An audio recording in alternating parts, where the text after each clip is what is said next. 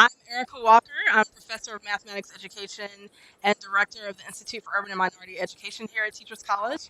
And I'm so delighted to welcome all of you to tonight's third In Conversation event, which is featuring the film The Infamous Future, the untold story of Eagle Academy. As many of you know, In Conversation is a Yumi series that we started that's designed to facilitate dialogue among members of the community across and beyond TC. So I'm very happy to see so many of you here tonight. Joining us as co-host is the Office of Diversity and Community Affairs, and I would like to thank Janice Robinson, who's our Vice President of Diversity and Community Affairs here at TC, and her staff for their support. And of course, I'd like to thank our wonderful Yumi staff, particularly Veronica Holly, Sandra Overo, and our terrific students, especially Carrie Ann Sejour, for planning and putting together this wonderful event. So before I introduce Professor Mark Gooden, who'll be introducing the film and our guests more fully, I want to thank David Banks and John Campbell for being here tonight to participate in what I know will be a great dialogue about the film and the issues that it illuminates. And I really want to thank the Eagle Academy staff, students, alumni, and parents who are here tonight. And now I'd like to introduce my friend and colleague, Dr. Mark Gooden. Dr. Gooden is the Christian A. Johnson Endeavor Professor of Education Leadership and the Director of the Education Leadership Program here at TC. Dr. Gooden's research interests are wide and important. They include the principalship, anti-racist leadership, urban educational leadership, and legal issues in education. He's a widely published author and a great addition to TC. I won't get into how we stole him. He serves on multiple journal editorial boards and is a leader in several organizations. He's also a former high school mathematics teacher, which is near and dear to my heart. So Professor Gooden.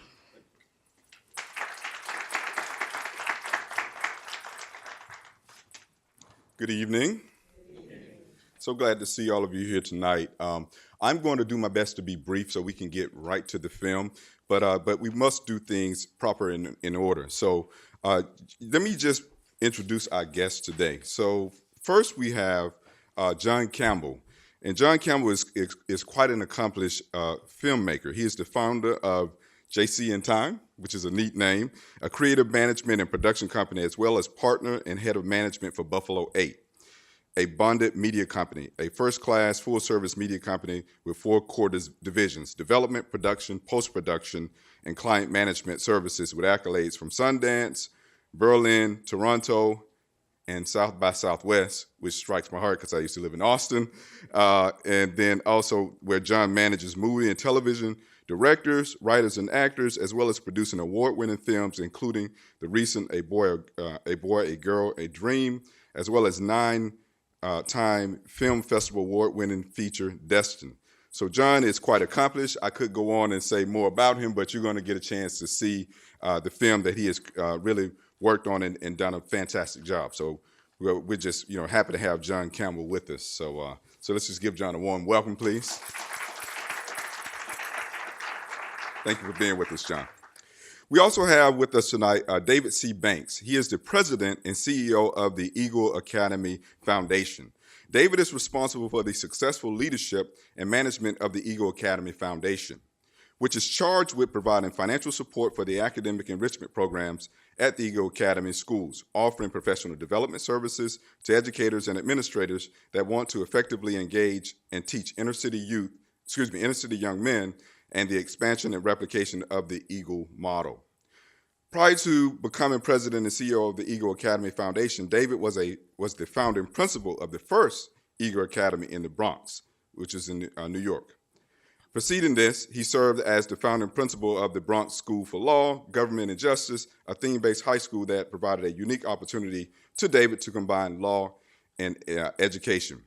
And that'll make more sense in just a moment, because you'll learn that David is a graduate of Rutgers University in New Brunswick, New Jersey, where he received his Juris Doctorate from St. John's University. He earned his Education Administration and Supervision certification by attending Brooklyn College City and the Baruch College in NYC simultaneously. So please give a warm welcome to David Banks.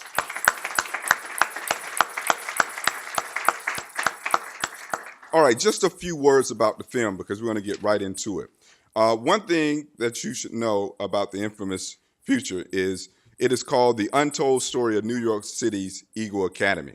It's a new documentary that focuses on the inspiring educators and exceptional students of the Eagle Academy for young men, schools in New York City. The groundbreaking new documentary film insists that young black and brown men are not going to be labeled as one of America's problems, but instead shows that they can be one of its greatest successes. So I'm not going to say much more about the film because I know you came here to see it. So why don't I just pause right there, and without further ado, we're going to introduce the film and get it started. So, yes. One thing I'll say as we cue it up, we will have a talk back at the end of the film, so really be prepared for your questions. I'm going to ask some questions of David and John, just a few brief questions to get it started, and then I'm going to give you an opportunity to engage with the audience. So if you have questions throughout the film, please jot those down. All right? All good? I'll take that as yes. All right. Okay. All right. Outstanding. So at this time, I'm going to reintroduce Mr. John C. Campbell, the executive producer of the film and writer. So again, I'm going to ask him to join me at the podium. I'm at the table up front. And Mr. David C. Banks, CEO of Eagle Academy. Please join us up front, Mr. Banks. Excellent. And once again, I'm going to ask them a couple of questions to kind of get things warmed up, and then I'm going to be turning it over to the audience so you can ask some questions. So get those questions ready. All right. So my first question is for Mr. Banks. We heard a lot in the movie about the Eagle model, and I saw some aspects of. Seems like an Afrocentric model. I saw some libations and some djembes in there. So I just wanted to ask, can you talk a little bit about that Eagle model and even, of course, talking a little bit more about the curriculum and what's unique about it? Sure. Well, thank you so much. Can you all hear me? I'm not sure if this is picking up at all or not. Well, first of all, I just wanted to say thank you. But didn't John do a great job putting this film together, everybody?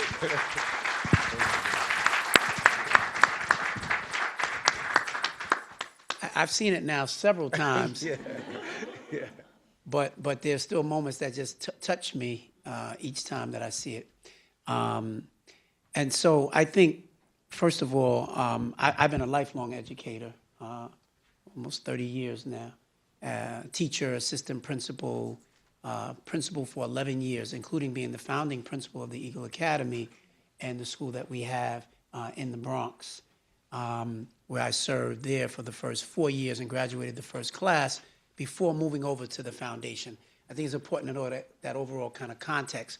And what I've seen and realized over time is about how you have to build kind of the culture and climate in a school that will enable young men to feel safe physically and emotionally, which then allows you to teach them. You can't teach children who don't feel safe, and so the model really speaks to how we engage our parents and our families. I see one of our moms here, Miss Gladys Ward. Thank you so much for being here. Her son is a senior and getting ready to graduate, and the story could just as easily have been about her son as well, because we have so many of these just compelling stories. But engaging families is one of the things I always lead with, because it's part of the DNA of, I think, what has helped to make Eagle successful. Getting mentors in the lives of our young men. Again, so many of our young men who are growing up without fathers, and even those who are, just being able to have those additional mentors that you can turn to who can help to provide a level of support and direction, even beyond your parents, is also a very important component. And then there's the training of working with teachers and how they engage our young men in the classrooms. How many of you have sons in the room? Right. How many of you have daughters? Let me start. How many of you know that boys can be a little different from girls? I would just start it that way. Right. Now watch this. So you get that, right? And if I ask that of any audience anywhere in the country, people respond the same way that you responded. Yeah. But school systems around the nation do not recognize it. It's a one-size-fits-all. It's part of the reason why you heard me say in the film, teachers go through teaching training programs all across the nation, don't spend a day talking about the distinction between boys and girls in the classroom. And I think that that's a real issue, because the byproduct of that, beyond the generalization of boys and girls, and not all boys are the same and not all girls are the same. So that's not what I mean to suggest. But there's a lot of science and research around what happens in some of the distinctions.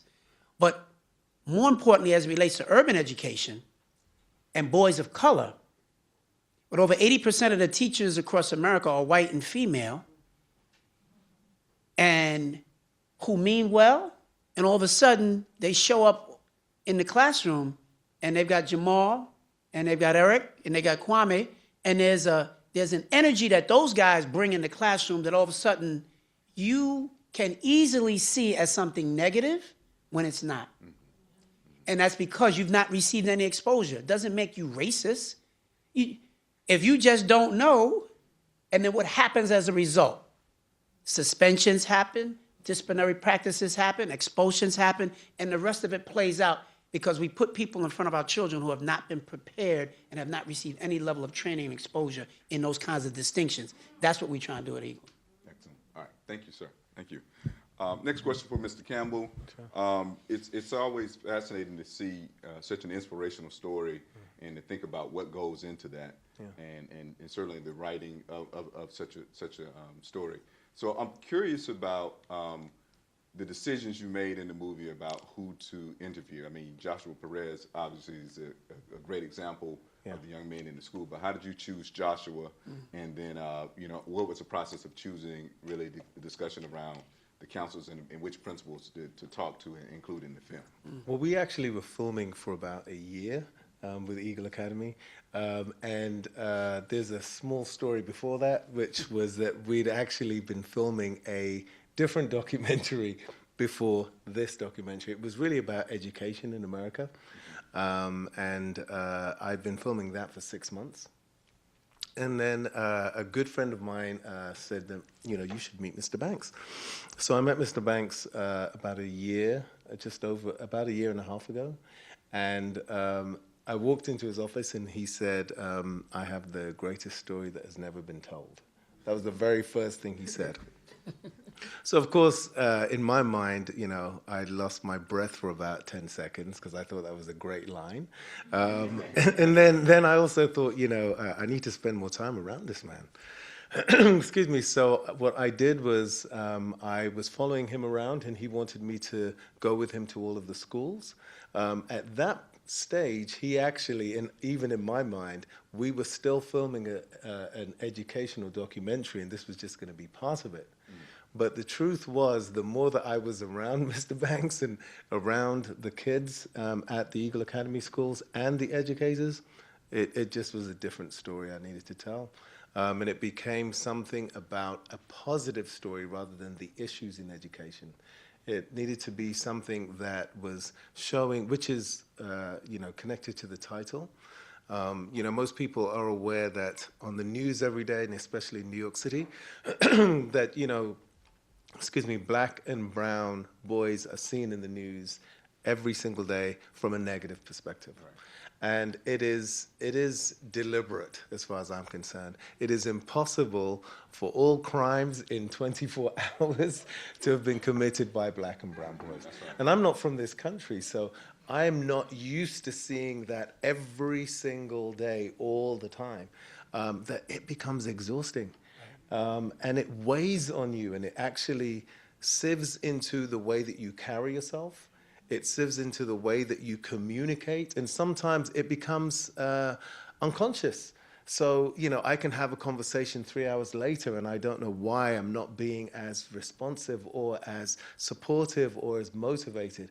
And it really could just be because I'm being told that here again, I've done something wrong, So I felt that it was appropriate to tell a story about something positive. And I was so inspired that about 3 months in, I said to the director, okay, we're just going to have to change this entire thing and talk about something that's actually working here, that's actually doing good for these black and brown boys. And so as we walked from school to school, Joshua was just like a star. I mean, seriously, from the moment, and it's so funny because his mother actually said to me, Joshua, because she says Joshua doesn't like taking a picture. Joshua doesn't even, but there was something about the day that I met him. He was so enthusiastic, and we had filmed several students, but the story and connecting his mother as well, where she was also very open, and you've got to kind of get all of these parts, to really get the film that you want. You want to tell the story, not just from the school's perspective, but from the parents' perspective, from the students' perspective, from the educators' perspective, from those who have graduated perspective. And that's what we really wanted to try to do, to bring all of that together. And Christopher Davis, who was the alum, another great guy and great student who's gone on to do great things. He was also very enthusiastic and available.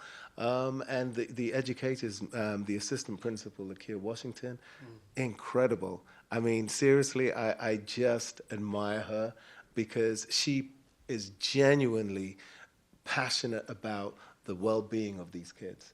And that meant everything to me. So that's the long version. No, it's good. And related to that, the title, because I was hearing about because I was like infamous. I kept thinking, okay, there has to be a story behind it. Oh, in a absolutely. negative word with the positive word. Absolutely. So talk about that. Okay, so infamous is, the immediate assumption, if you don't know it from a real perspective, is, oh, I am not famous. No, that's not what it means. Infamous is the negative to what fame is. So from the Greek term, it is putting it into a sentence, here are the negatives. These are the negative people, or this person is negative. So I wanted to show you from what the society and what the media perspective is of negative. Look at the story of what you say is negative. Let's take a look at it from that perspective. Since we're spending so much time talking about it from a day-to-day basis, let's look at it from what's inspiring people, from what's inspiring kids, what's inspiring parents. And we'll still keep the title, but, I want you to see who these people are. Excellent. Outstanding. All right. Well, thank you both. I have several questions, but as I promised to turn it over to the audience to give you an opportunity, unless you don't have any questions. I suspect you might. So what we're going to do is keep this a bit natural. We're going to pass the microphone around. So if you have a question, just raise your hand, and we'll get a microphone to you. There are a couple of questions. All right. Microphone is coming.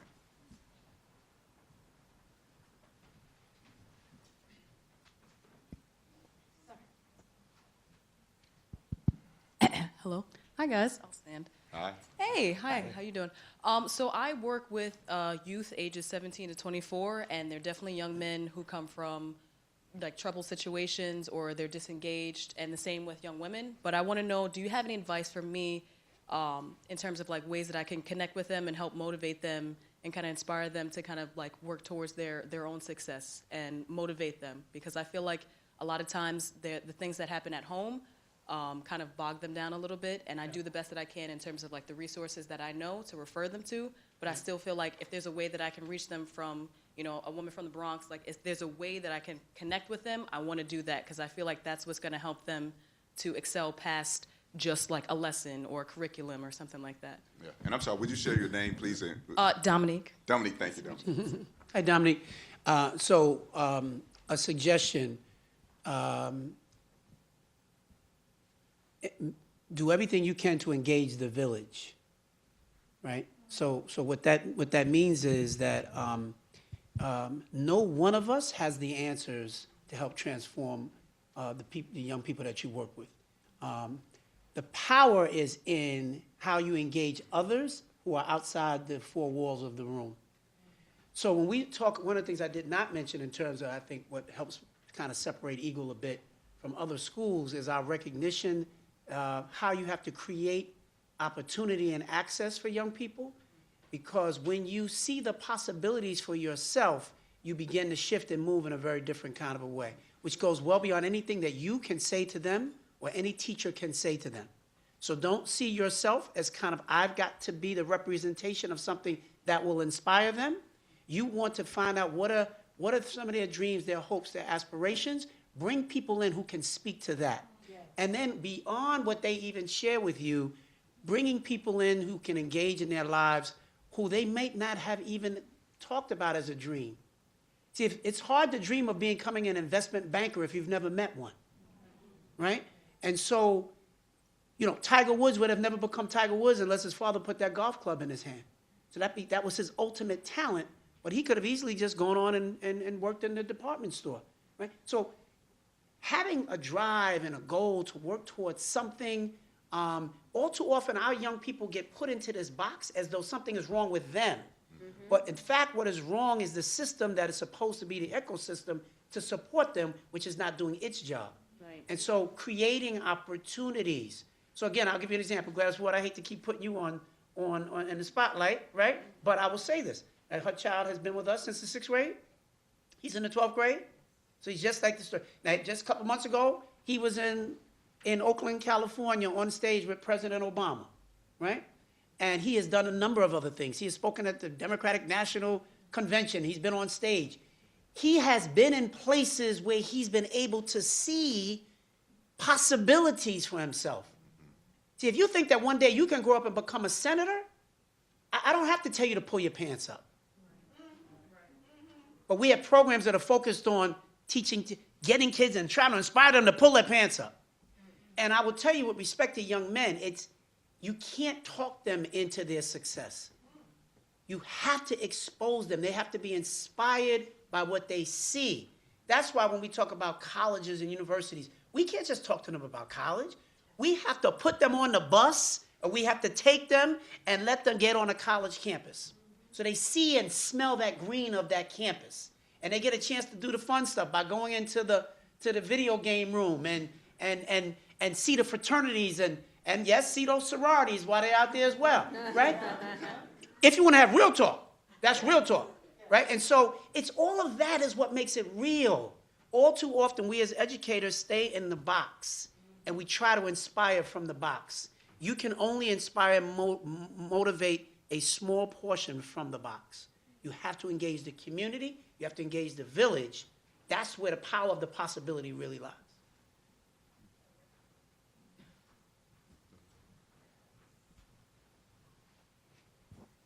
Hello. My name is Jonathan. Thank you for bringing this to us, and also thank you both for making this work happen. I notice a lot of black male leadership, which I don't notice in so many of the schools I've worked in. And I'm wondering what your recruitment process is like, how you've managed to attract. You've talked about the village. You've brought the village into your school. Well, how'd you do that? Yeah, it's a great question. We were just very strategic about that and very intentional about that. I believe that a woman could absolutely lead an Eagle Academy. The best teachers that we have across our schools are the women. Be very clear about that. The day that they leave, I'm out. But we were intentional about saying we wanted men to be the lead of the school because we were coming from a space where young men, it's important that they have kind of that ultimate role model within the educational system. And for so many of them, they've never seen a man in charge of anything. Or to play a lead role like that. And it's important to have that almost as an aspiration. That's what I meant, on a daily basis. And it's not just any old man. You need somebody who's smart, who's committed, who's kind, who believes in them. Right? That's what the representation of that leader is supposed to be. And that leader is supposed to be the keeper of the gate, to make sure that we're not allowing other people to come into the space who don't have those same attributes and same values. And so I don't say it in a way to say that we're keeping anybody else out, but it was important, I think, to do that. I don't know if we'll need to do that for all time, but certainly as we were kind of getting these schools off the ground, we did think that was important. And we really didn't have any shortage of people coming to us. There's something about this work that draws people to the space. And so I think that's We were just intentional about trying to find those kinds of folk in the space.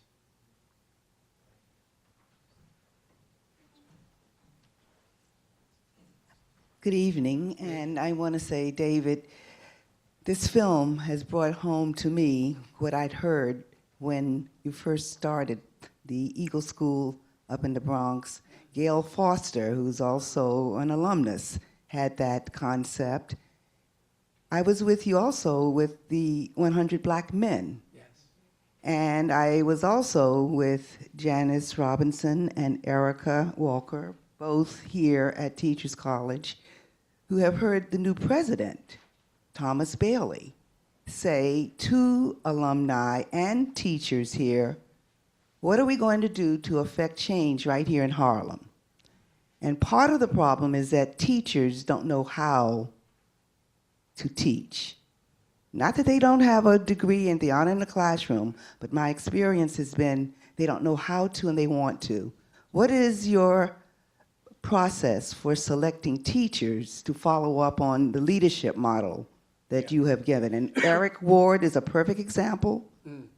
When you find the believers, and they're in this room, Yes. but you share that in a systematic, consistent, long-term goal process, we can all be in this together. But the question is, Sure. how did you train the teachers to follow up on the potential? Yes, great question. And so finding the teachers and the supporting the teachers along the way are almost two different things. So a lot of the teachers do find us. And then kind of creating that coalition of the willing, the teachers that are really committed and focused, empowering them to go out and help find people as well. So this doesn't all rest within the space of just the principal or one person to kind of go out. And you also, you create a space where people are interested in coming when they know that you exist, first of all. That's why even a film like this is going to be extremely helpful in terms of just putting the word out where people say, I didn't even know a school like this even existed. How do I get involved? Which builds the pool of the people who you can ultimately wind up, in fact, working with. Because the reality is that not every teacher should be working in an all-boys school. This is a very different kind of work. And it requires a level of dedication that is beyond what a lot of teachers would really want to give. People often say, just doesn't the rising tide lift all boats? And I said, not if the boat has cement in it, right? And so much of what our young men are going through is almost like the cement. That's the baggage that they carry that you have to understand how to unpack that. And we certainly did not have all of these answers. And I want to just say this to everybody. Eagle Academy does not have all the answers just because they made a film about us. We are a work in progress, very much so. But we're a learning organization who continues to try and work to get better and better and better at it. Our school in Brooklyn, the principal there is so focused on bringing in men of color, and he's training up his own folk. He brings people on as school aides and paraprofessionals, and then gets them into these schools where they're getting their certification to become teachers. So he's kind of growing his own from the ground up, which is a very different strategy than lots of other schools care to put that kind of time and effort into. He has more men of color working in his school than any school in New York City. Ebony Magazine 4 years ago did a piece on it, and it just showed the picture. And he had like 45 men of color. Nobody has ever seen that in any school in New York. And just the image itself, to see that, say all these men work at one school, right? So that's about kind of how we recruit. But then the training really is about just ongoing brotherhood and sisterhood within the school and how we work to continue to support each other. We've launched something now that we call the Eagle Institute. And the Eagle Institute is kind of the training mechanism for the Eagle Academy.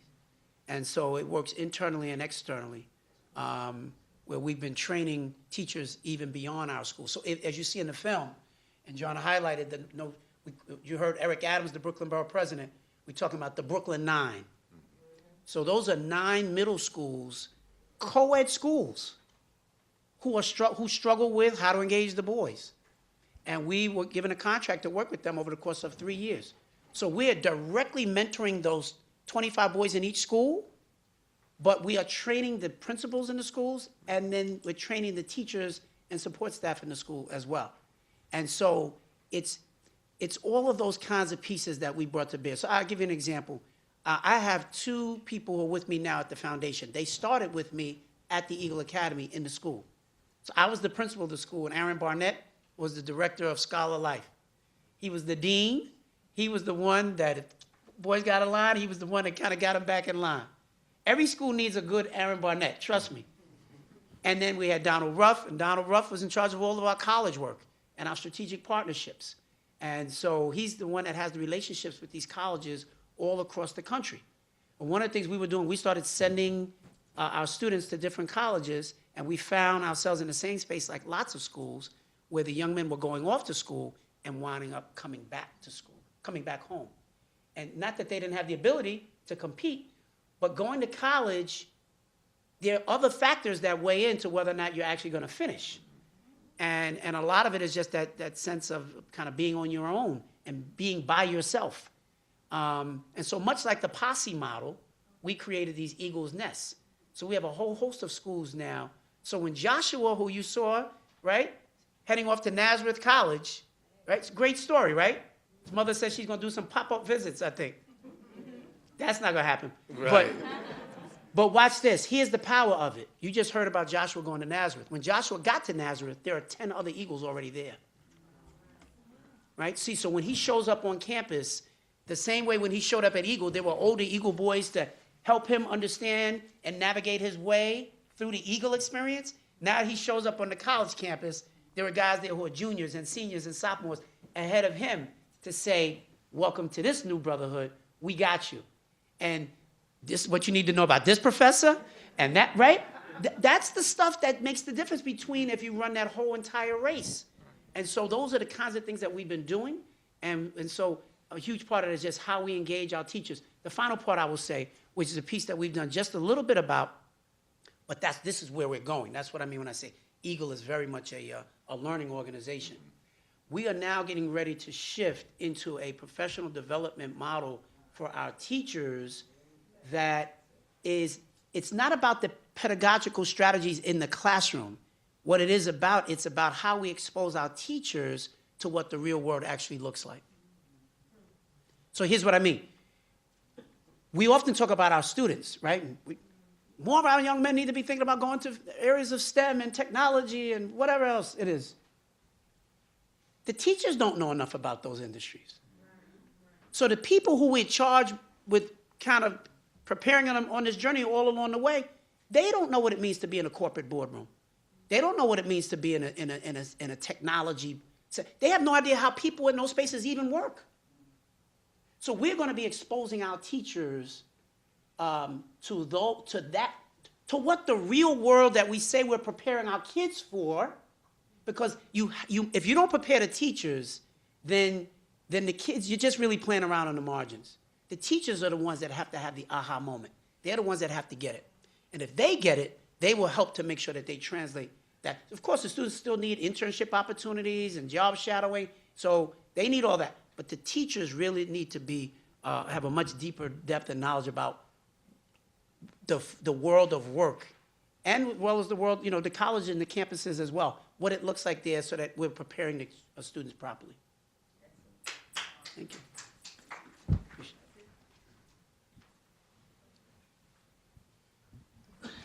Good evening, Ranisha Blache. This is amazing. I am excited. I'm a teacher as well by training. And to what extent does your curriculum for the school incorporate those African-centered ideas and philosophies?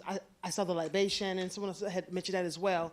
But I know, I should say, I'm not as familiar with the New York standards, right, and what type of books are mandated to be in the classroom. But how do you incorporate African-centered ideas into your curriculum? Yeah, so it varies and is not operating yet at the depth of what I would like to see it.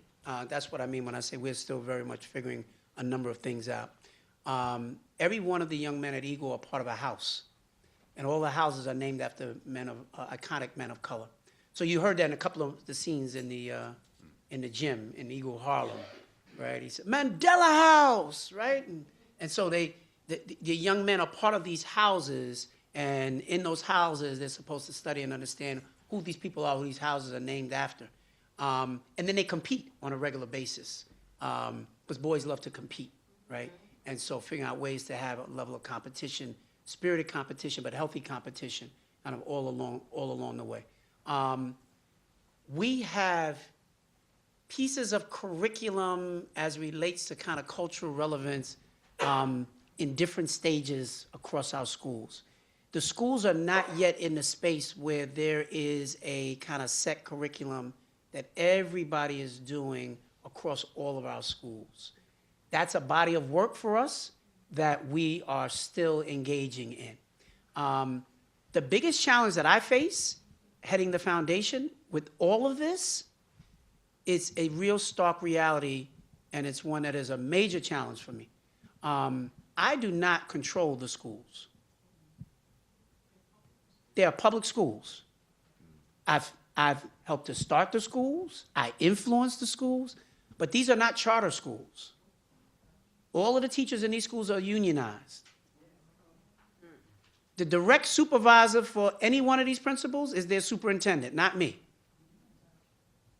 The challenge for me is that my name and the Eagle name is in a space where people equate it with Jeff Canada, Harlem Children's Zone, Eva Moskowitz, the Success Academies, in the sense that it's a big name and a big brand, but they control their schools.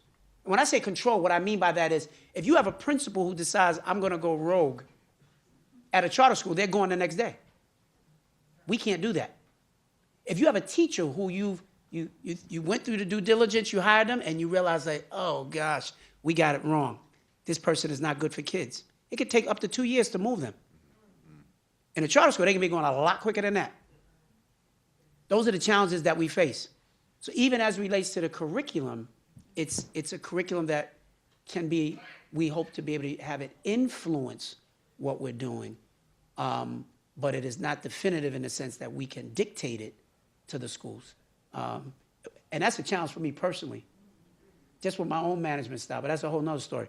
Final thing I would say to you on that is that I am now engaged in an agreement with Scholastic, the book publishing company, where beginning this next school year, we will be releasing a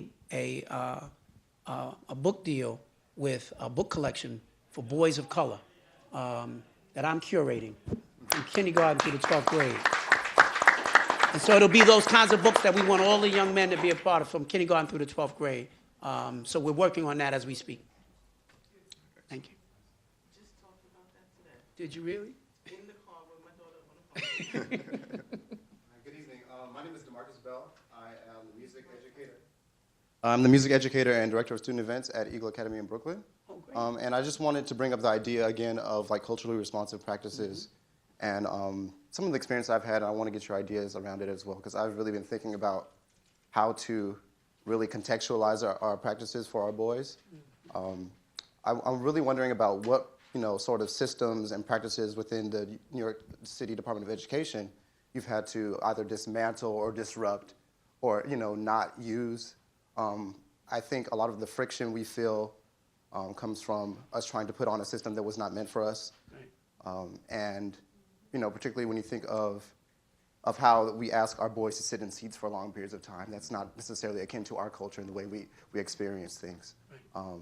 And I've been trying to incorporate a lot more of that into my teaching and my practices, as far as giving them more ownership, allowing them to decide what they want to learn and craft their own place.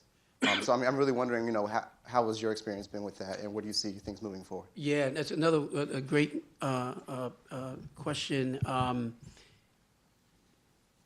What I've come to realize in this system is so vast, right?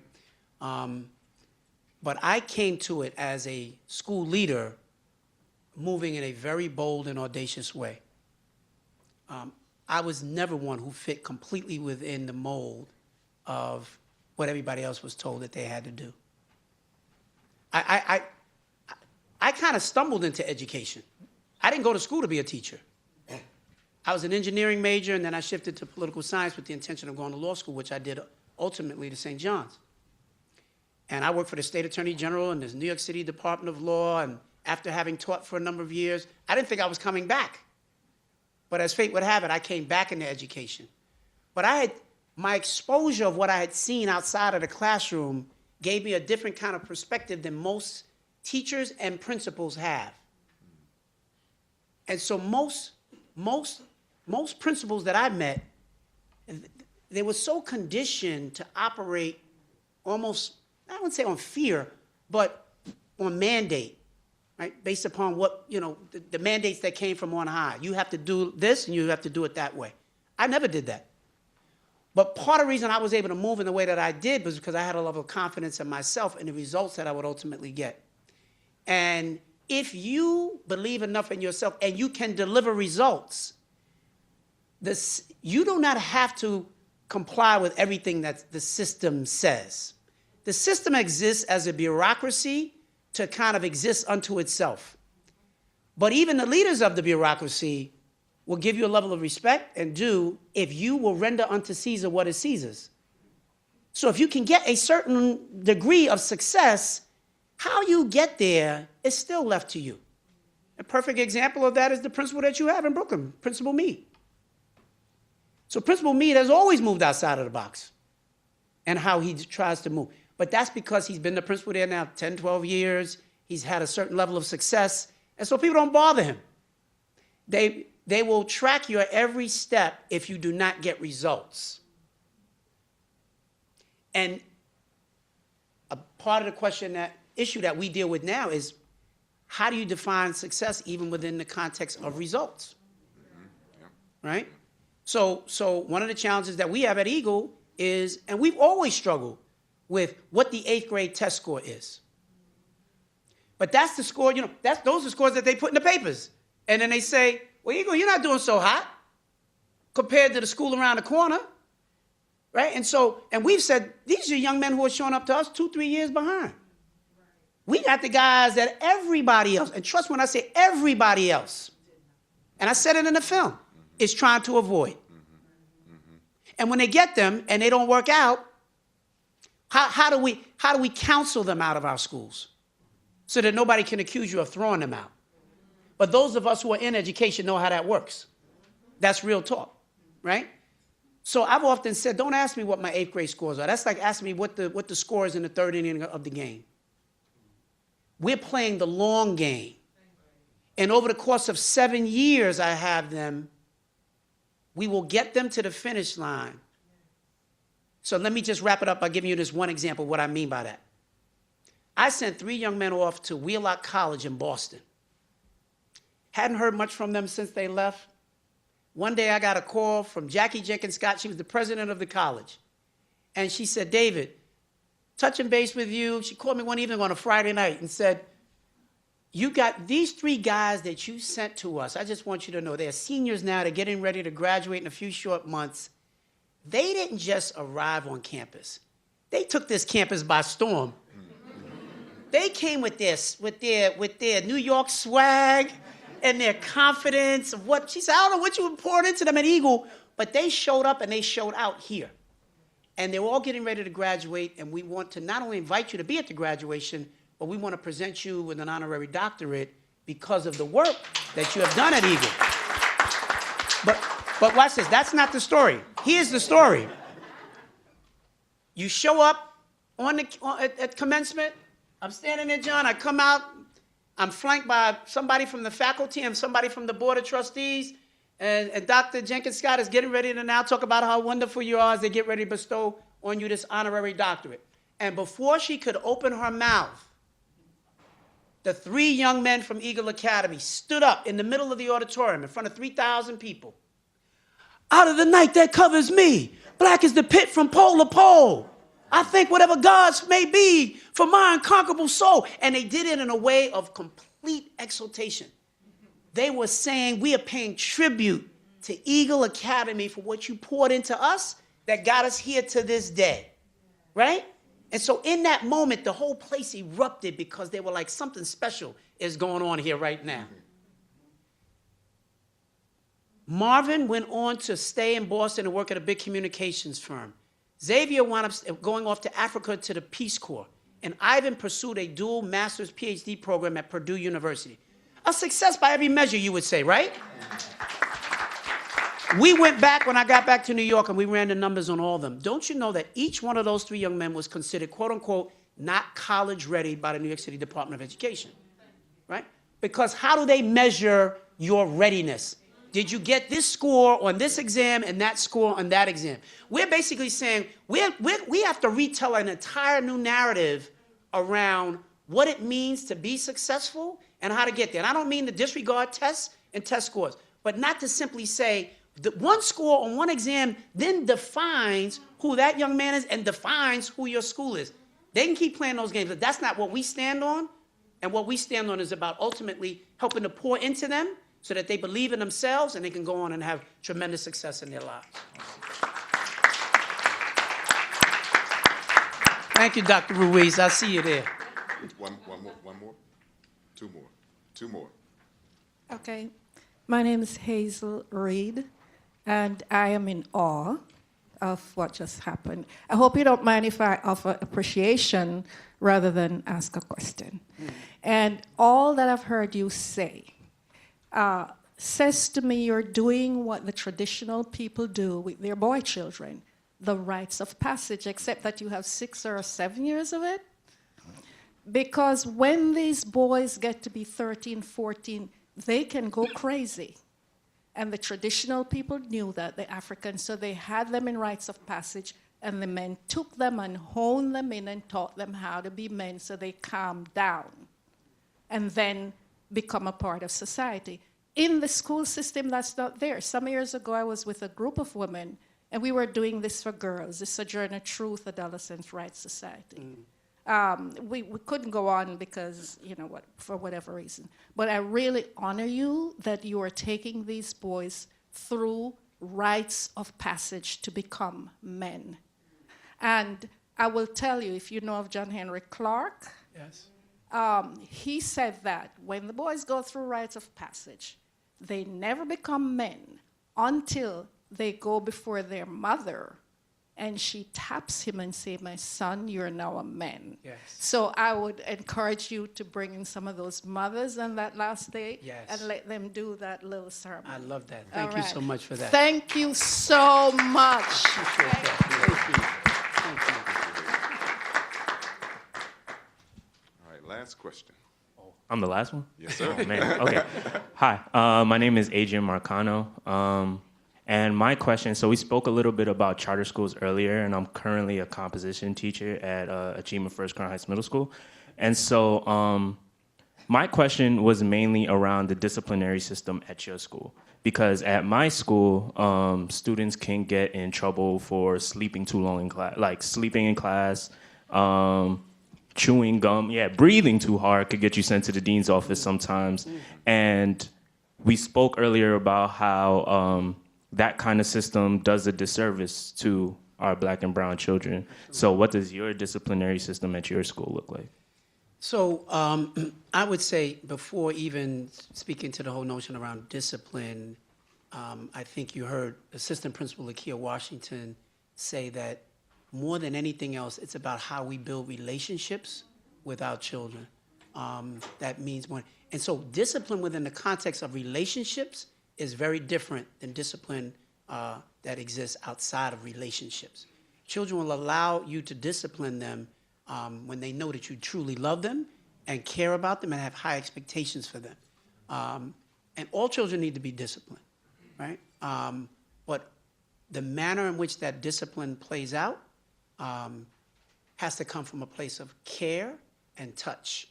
And so, again, it can vary from one place to the next. I can take you to the Eagle Academy in Staten Island, and you may see a little different system than the way they do it in Queens or in Brooklyn. But at the end of the day, it's about touch, it's about caring, it's part of the reason, it's about family. One of the things we say when any of our young men winds up doing something, we talk about their Eagle brothers.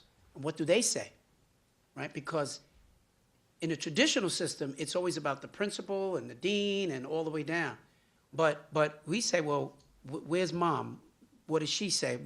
make sure she's involved. We don't do this outside of our families. You don't do this outside of, if you've got a mentor for the young man, maybe he needs an intervention, maybe that mentor can help to provide. Sometimes that mentor is an outside mentor. Sometimes that mentor is another teacher that's actually in the school who is taking an extra level of care around that particular young person, right? And a lot of times it's also about just your peers. And how do you engage the power of the peer group to help to support discipline and making sure that we are all staying on the right track? There was a charter school several years ago, and we got a flyer. I don't know how, somebody got it to us, and I saw it, and I was appalled by it. I actually sent somebody to the meeting. There was a charter school who will remain nameless, and they were doing a workshop, and they had 2 young black teachers who were I think in their 2nd year of teaching, and they came up with some little strategy about something. They put out a call for a workshop. You know what the name of the workshop was? The trouble with black boys in our schools and what we can do about it. So just think about that on its face, how you even define it. I had somebody from my staff who went. She said it was standing room only across a whole host of charter schools because everybody was looking for, what do we do about these bad behind boys in school and across all of our schools? And so they set it up in the frame of, again, something's wrong with them, and so what do we need to do to react to what's wrong with them? So on its face, how the issue itself was framed was wrong and tells you a lot about mindset.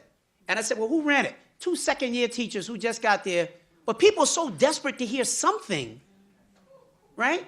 So that's why we have put ourselves in this position now at Eagle where we are now training schools in how to do this. We just helped the city of Los Angeles open the first all-boys public school in the history of LA, the Boys Academic Leadership Academy, because we've determined we're not going to open any more Eagle Academies. We've been asked by everybody since we started this work. We got the government of South Africa asked us to open up an Eagle Academy to be the brother school to the all-girls school. Remember Oprah Winfrey opened up this all-girls school? Some of y'all remember that? And they were like, so what about our boys? We just really didn't have the capacity to do that.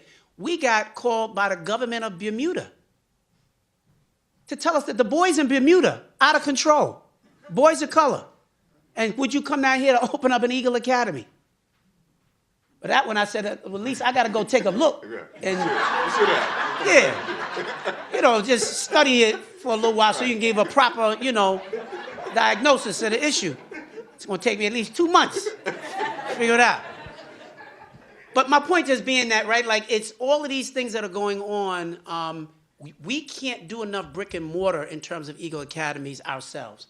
So that's why we said we're going to teach a man how to fish. We're going to teach people how to do this. The biggest market is not actually opening up all-boys schools. The biggest market is the existing schools that are right out here today with boys and girls, where the teachers are going crazy, saying, what do we do with these boys? Not like they don't have any issues with the girls. They do. But the boys are where there are less male teachers, there are less folk who really know how to lock in and provide a level of guidance and support. Those are the schools that we're now going to be teaching them some of what we've learned, and we're continuing to learn. So the more we learn and grow, the more we'll be able to teach. And so that's the space that you will see over the next decade that Eagle Academy will be in, is helping existing schools to try and continue to get better. I've committed my life to this work. I truly believe that if we do this right, we can ultimately impact thousands and thousands of young people. But I really think you have to impact the adults in order to impact the children.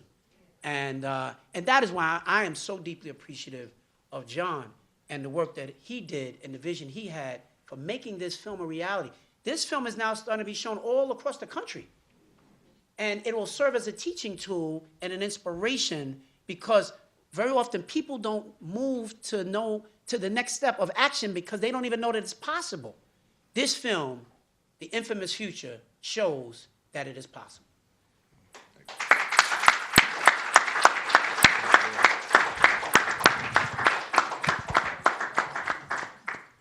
Phew. Wow. Are you moved? I've been so moved.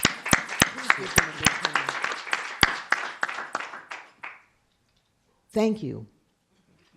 Thank you, David. Thank you, John. I'm going to get to you, Mark. Because you've continued to just blow up the deficit model. And I saw a whole lot of head shakings in here tonight. So it was an extraordinary evening. I think we each are taking away so much. And to my dear colleague, Mark, thank you so very much. All right. Give them a big hand.